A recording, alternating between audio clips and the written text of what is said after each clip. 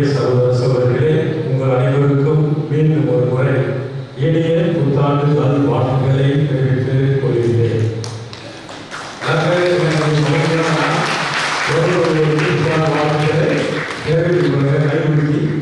கைகுலுக்கி சொல்லுங்க புத்தாண்டு வாழ்த்துக்கள். பக்கத்தில் இருக்கிற கைகுலுக்கி புத்தாண்டு வாழ்த்துக்கள் சொல்லுங்க. முக்கியமாக இன்றைக்கு மகிழ்ச்சியான நாள். இந்த மகிழ்ச்சியான நாளில் வந்து கண்டிப்பாக ஒரு சிலருக்கு நன்றி சொல்ல வேண்டும். யாரெல்லாம் இந்த திருவழிபாடு நல்ல முறையில் அமைவதற்கு தங்களது நேரத்தை செலவழித்து இந்த ஆலயத்திற்கு உதவி செய்திருக்கிறார்களோ அவர்களுக்கு கண்டிப்பாக முதல்ல நன்றி சொல்ல வேண்டும். முதல்ல இந்த திருவழிபாடு சிறப்பாக அமைவதற்கு கிறிஸ்துமஸ் திருவிழிப்பு கொண்டாட்டத்தின் அன்றும் இன்று திருவிழிப்பு கொண்டாட்டத்தின் அன்றும் முன்னுரைகளும் மன்னாட்களும் எழுதி கொடுத்து உதவியவர்கள் திருவாளர் ஜோசப் செல்வராஜ் மற்றும் திருமதி ஜோசபின் ஆசிரியை அவர்கள். ஆகவே அவர்கள் இருவருக்கும் முதலில் நன்றியையும் பாராட்டுகளையும் தெரிவிக்கிறேன். அடுத்து முக்கியமாக இந்த பீட அவதாரம் பார்த்தீங்கன்னா ரொம்ப நல்லா இருக்கு இல்லையா? புகழ நல்லா இருக்கா? நல்ல பக்காவாக வச்சிருக்கிறாங்கல்ல. இதெல்லாம் அவங்க ஒரு சில 3-4 மணிக்கே எல்லாத்தையும் நீட்டாக எடுத்து அருமையாக இந்த பூ ஜோடனைகள் ஆல்டர் ஜோடனை செய்திருக்கின்றார்கள். ஆகவே திருமதி தேவி, வழக்கமாக வருகின்ற திருமதி ஞான சௌந்தரி, திருமதி மெர்லின் மற்றும் திருமதி வசந்தா மேரி இவர்களுக்கு மற்ற அவர்களோடு இணைந்து உதவி செய்த மற்றவர்களுக்கு மிக்க நன்றி.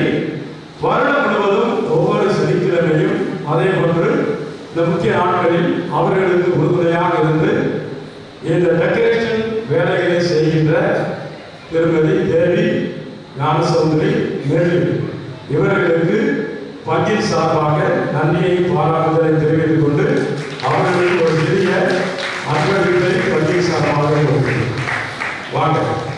3 பேர் நம்மளுடைய ஆலயத்தில் வழிபாடு சிறப்பாக இருக்கிறது என்றால் அதற்கு முக்கிய காரணம் பாடல் குழு. ஆகவே ஒவ்வொரு ஞாயிற்றுக்கிழமையும் திருவிழா காலங்களிலும் இந்த பாடல் குழுவை சரியாக தயார் செய்து நல்ல முறையில் நம்மளை பாடி மகிழ்வித்து இறைவனோடு இணைக்கின்ற நிகழ்வுதான் இந்த பாடல். ஆகவே அந்த பாடல் குழுவில் தலைவராக இருக்கின்ற திரு அகஸ்டின் அவர்களுக்கு நன்றியையும் பாராட்டுகளையும் தெரிவித்துக் கொள்வதோடு அவருக்கு பங்கின் சார்பாக இந்த பொன்னாடையை அறிவிக்கின்றோம். கைது.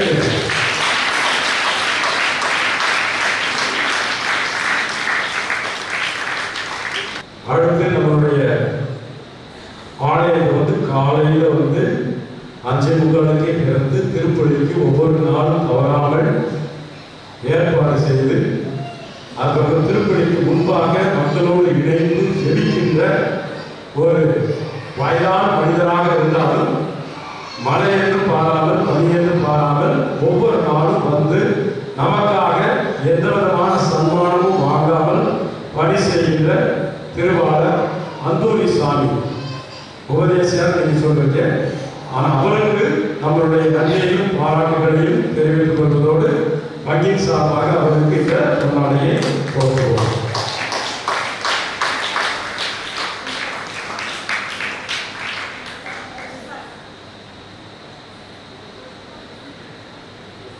அதே போன்று அவருக்கு ஒருமுறையாக காலையில் ஆலயம் திறந்து காலையில் 6 மணிக்கு மணி அடித்துவிட்டு நம்ம பங்கிற்கு ஆலயத்திற்கு எப்பொழுதுமே ஒரு பாதுகாவலராக எந்த வேலையை கொடுத்தாலும் செய்கின்ற திரு அந்தோணி சாமி, நீங்க வாட்ச்மேன், பகல் வாட்ச்மேன் சொல்றீங்க.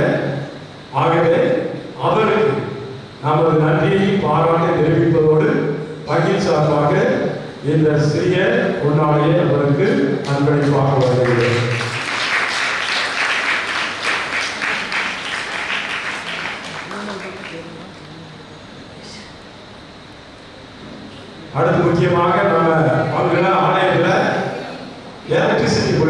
கரண்ட் போயிடுச்சு, டேப் உடஞ்சி போச்சு, ஏதாவது ஒரு ரிப்பேர் ஒர்க் அப்படின்னு சொல்லி உடனே சாந்தப்படியாருக்கு போன் பண்ணோம்னா ஃபாதர் உடனே நான் வந்துடுறேன், அடுத்த நிமிடமே இங்கே இருப்பார்.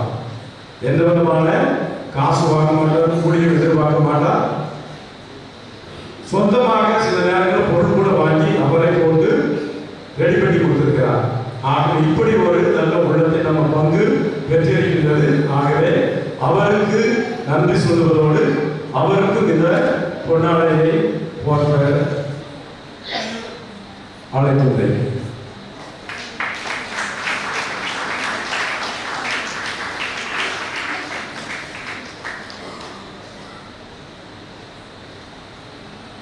சில நேரத்தில் வந்து நான் அவர்கிட்ட கோபப்படுவேன்.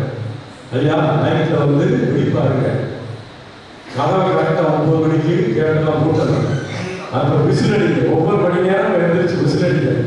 நைட்டில் நீங்கள் நமக்கு தெரியும் ஒவ்வொரு மணி நேரம் முடிச்சு பார்த்தா எப்படி இருக்குது. அதனால சில நேரத்தில் திட்டெல்லாம் வாங்கிட்டு கூட சந்தோஷமாக வந்து அந்த பணியை செய்கின்ற திருவாளர் ஜெயராஜ் அவர்களுக்கு இந்த பொன்னாடியை போத்து. நைட்டு வாட்சிங்க இல்லையா? சரி, அடுத்து திருவிழா காலங்கள் என்றாலே வந்து நம்ம முக்கியமாக இருப்பது இந்த டெக்கரேஷன். அந்த டெக்கரேஷனுக்கு மிகவும் உறுதுணையாக எப்பொழுதுமே வந்து ஆலயத்திற்கு ஒற்றடை அடித்து இந்த தோரணங்கள் கட்டி எந்த விதமான சன்மானமும் எதிர்பார்க்காமல் நமக்காக ஆலயத்திற்காக உதவி செய்கின்ற இன்னொரு நல்ல உள்ளம் அருள்தாஸ் டெக்கரேஷன் திருவாளர் பிரான்சிஸ் அவர்களுக்கு நன்றியை பாராட்டுகளை தெரிவித்துக் கொள்வதோடு இந்த பொன்னாடையை போற்றி மகிழ்கின்றோம். கைதற்கு எல்லாம் சொல்லுங்களா? இதெல்லாம் நல்ல காரியமான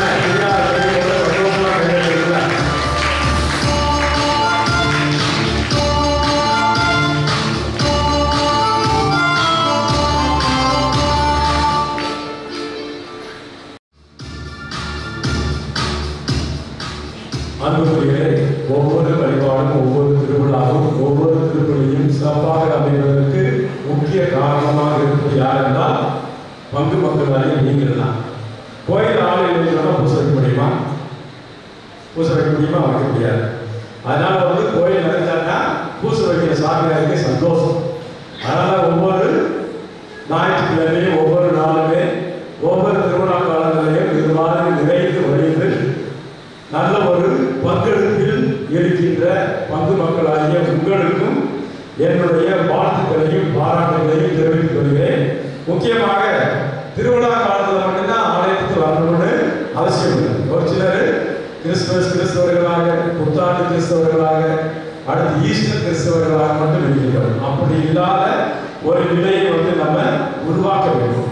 ஒவ்வொரு ஞாயிற்றுக்கிழமை ஒவ்வொரு கத்தோலிக்க கிறிஸ்தவரும் அது கடந்திருந்தால் என்று உணர்ந்து ஆலயத்திற்கு வந்து இறைவனோடு இணைந்து அந்த 1 மணி நேரத்தை செலவழித்து இறைவார்த்தையை கேட்டு வாழ்க்கையை வந்து நம்ம மாற்றிக்கொண்டு விசுவாசத்தை வளர்வதுதான் நம்முடைய கிறிஸ்தவ வாழ்க்கையினுடைய அழைப்பு.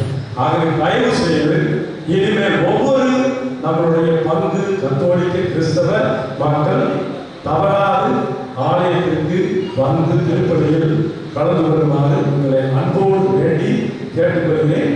உங்களுக்கும் என்னுடைய நல்ல வாழ்த்துக்கள். அடுத்து முக்கியமாக என்னோடு இணைந்து இந்த பங்கு நன்றாக செயல்படுத்த சொன்னால் அதற்கு முக்கிய தேவை என்னன்னா பங்கு பேரவை.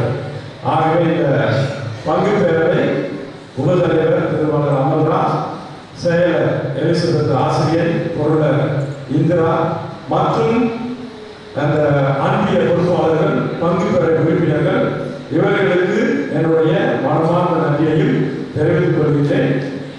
நன்றி.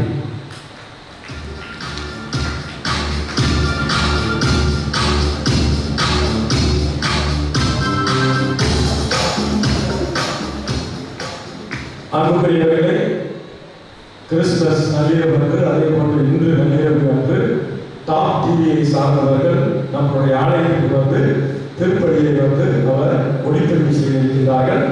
ஆகவே இந்த ஒளிப்பதிவானது வருகின்ற ஞாயிற்றுக்கிழமை 6ஆம் தேதி மாலை 7 மணிக்கு ஒளிபரப்பாகும். ஆகவே தவறாது நீங்கள் கண்டுபிடிக்குமாறு உங்களை அன்போடு கேட்டுக்கொள்கிறேன்.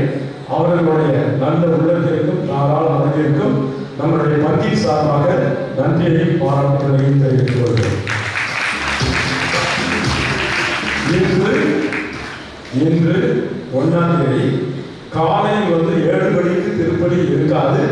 மாறாக மாலையில் 6:30 மணிக்கு திருப்பலி நடைபெறும். ஆகவே யாரெல்லாம் இந்த மாலையில் திருப்பலிக்கு வர ஆசிக்கிறீர்களோ திருப்பலியில் கலந்து கொள்ளுமாறு உங்களை அன்போடு கேட்டுக்கொள்கிறேன்.